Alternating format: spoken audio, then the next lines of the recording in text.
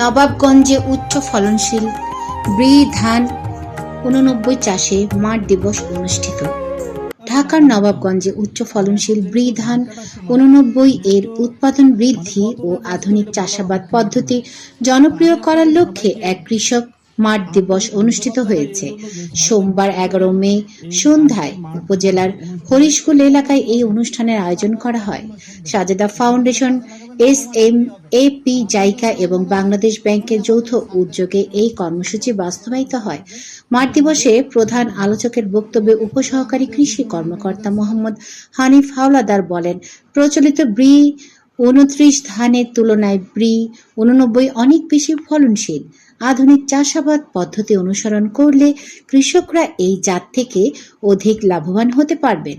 দেশের খাদ্য নিরাপত্তা নিশ্চিত করতে উচ্চ ফলনশীল এই জাতের বিস্তার অত্যন্ত জরুরি।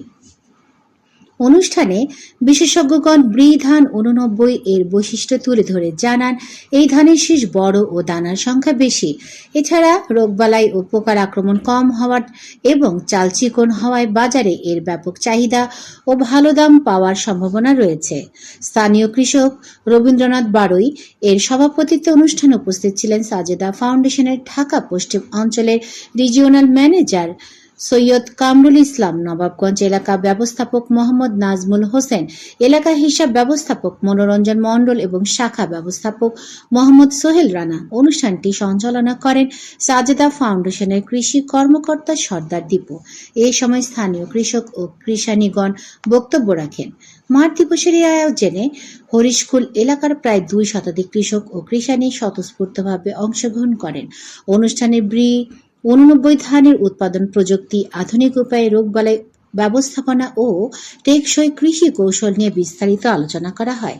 সংশ্লিষ্টরা মনে করছেন, এই ধরনের মাঠ দিবস প্রান্তিক কৃষকদের আধুনিক কৃষি প্রযুক্তির সঙ্গে পরিচয় করিয়ে দেওয়ার পাশাপাশি নিরাপদ খাদ্য উৎপাদন ও পরিবেশ বান্ধব কৃষি ব্যবস্থা নিশ্চিত করতে কার্যকর ভূমিকা রাখবে।